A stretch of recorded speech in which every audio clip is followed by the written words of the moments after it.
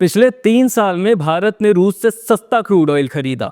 $5 से $30 प्रति बैरल तक का डिस्काउंट मिला। सुनने में लगता है कि पेट्रोल डीजल के दाम घटने चाहिए थे, आम आदमी को राहत मिलनी चाहिए थी, लेकिन सच्चाई, इस सस्ते तेल का 65% फायदा प्राइवेट और सरकारी ऑयल कंपनियों ने खा लिया और 35% का फायदा सीधा सरकार के खजाने में चला गया। जनता के हिस्से में कुछ भी नहीं। मोदी सरकार कहती है ये खरीद राष्ट्रीय जरूरत के लिए है, मुनाफे के लिए नहीं।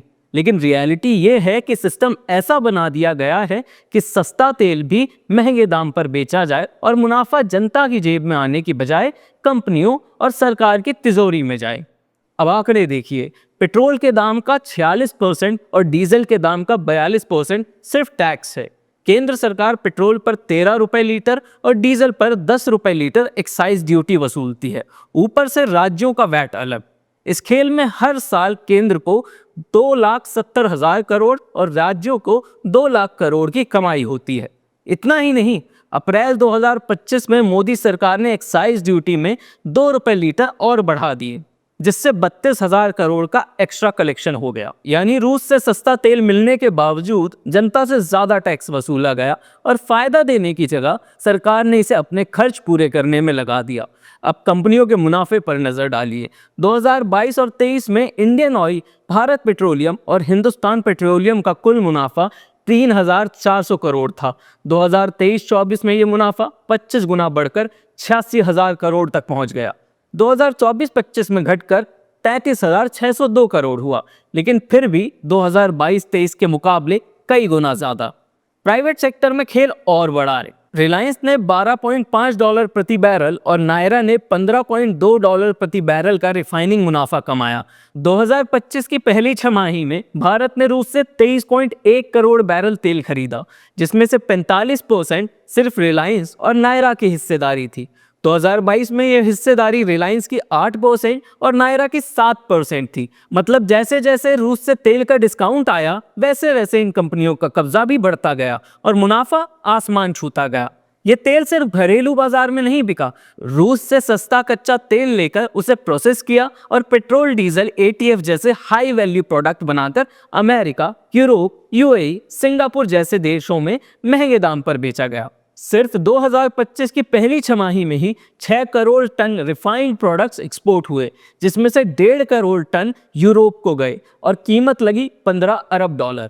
इस पूरे खेल का हब है गुजरात का जामनगर, रिलायंस की दुनिया की सबसे बड़ी सिंगल लोकेशन रिफाइनरी, जिसकी क्षमता रोज 12.4 लाख बैरल प्रोसेस करने की है। इस वीडियो में डिटेल में जानेंगे इस मुद्दे के पीछे का सीन क्या है।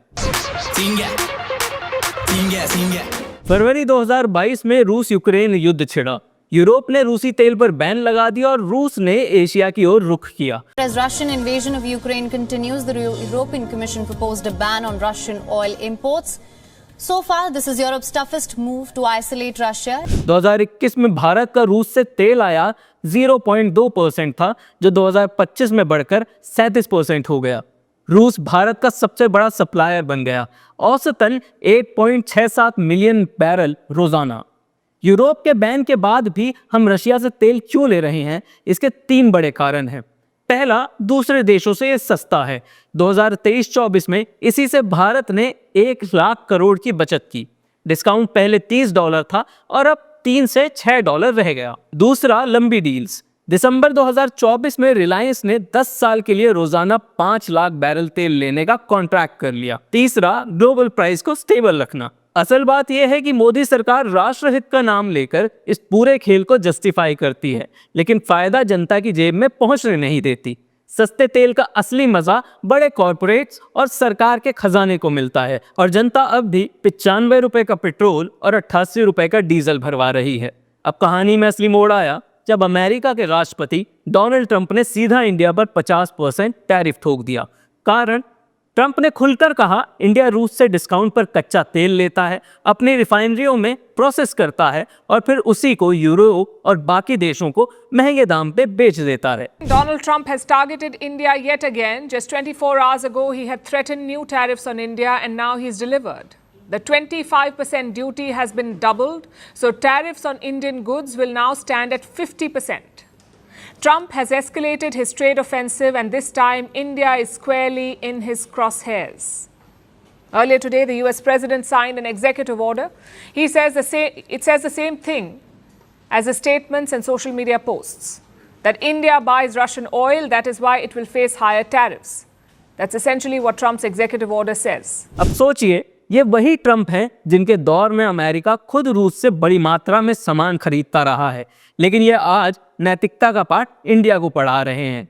अमेरिका खुद रूस से यूरेनियम, पैलेडियम, फर्टिलाइजर्स और केमिकल खरीदता है। यूरोप ने 2024 में रूस से 67.5 अरब यूरो का ट्रेड किया, जिसमें सिर्फ एलएनजी ही 16.5 मिलियन टन आयात की गई। ये 2022 के रिकॉर्ड से भी ज्यादा था। इसके अलावा यूरोप रूस से fertilisers, mining products, iron, steel, machinery और ट्रांसपोर्ट इक्विपमेंट्स भी खरीदता रहा है।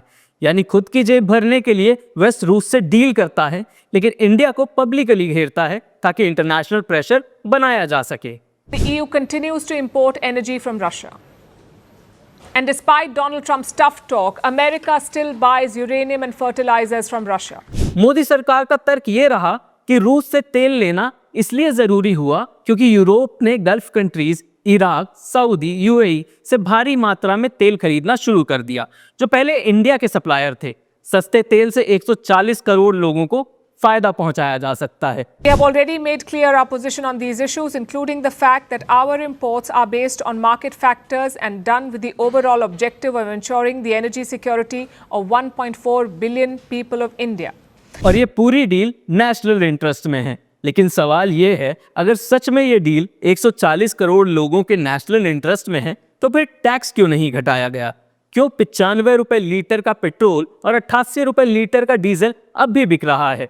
क्यों सस्ते तेल का फायदा जनता तक सीधा पहुंचाने की बजाय कंपनियों और सरकार के खजाने में भरा गया?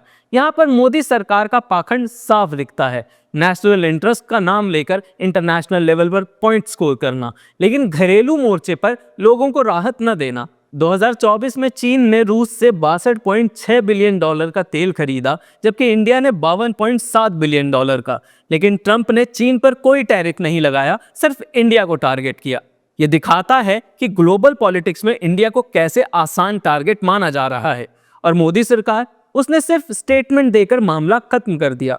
कोई कड़ा काउंटर या डिप्लोमेटिक मूव नहीं दिखा। ये पूरा केस एक लाइन में समझा जा सकता है। मोदी सरकार ने रूस से सस्ते तेल का फायदा जनता तक पहुंचाने की बजाय कॉरपोरेट और अपने पॉलिटिकल फायदे के लिए इस्तेमाल किया। टैक्स कम करने की बजाय बढ़ाया गया, फ्यूल प्राइस घटाने की बजाय वहीं रोके गए।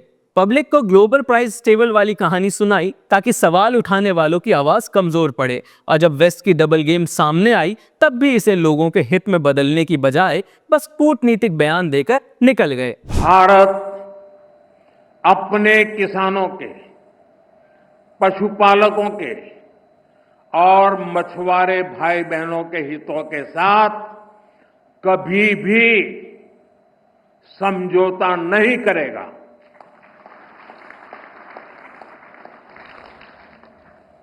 और मैं जानता हूं व्यक्तिगत रूप से मुझे बहुत बड़ी कीमत चुकानी पड़ेगी, लेकिन मैं इसके लिए तैयार हूं। दोस्तों, ये याद रखना, जब आप पेट्रोल 95 रुपए और डीजल 88 रुपए भरवाते हैं तो वो सिर्फ इंटरनेशनल ऑयल मार्केट का असर नहीं है, या आपकी अपनी सरकार की पॉलिसी है जिसने सस्ते तेल को भी महंगा बना दिया ताकि कंपनियों के मुनाफे और सरकारी टैक्स कलेक्शन के रिकॉर्ड तोड़े जा सकें। अगर जनता इस डेटा को जाने बिना चुप रहेगी तो ये प्लान गेम ऐसे ही चलता रहेगा। पहले नेशनल इंटरेस्ट का नाम, फिर कॉरपोरेट का फायदा, और आखिर में जनता के लिए बस महंगाई का बोझ। अगर आप चाहते हैं कि ये सच्चाई और लोगों तक पहुंचे तो इस वीडियो को शेयर कीजिए, चैनल को सब्सक्राइब कीजिए और बेल आइकन को दबाइए, ताकि अगली बार कोई आपकी जेब पर हाथ डाले तो आप फैक्ट्स के साथ जवाब दे सकें। मिलते हैं आपसे अगली वीडियो में जानने के लिए कि हमारे आसपास चल रहे मुद्दों के पीछे का सीन क्या है। धन्यवाद।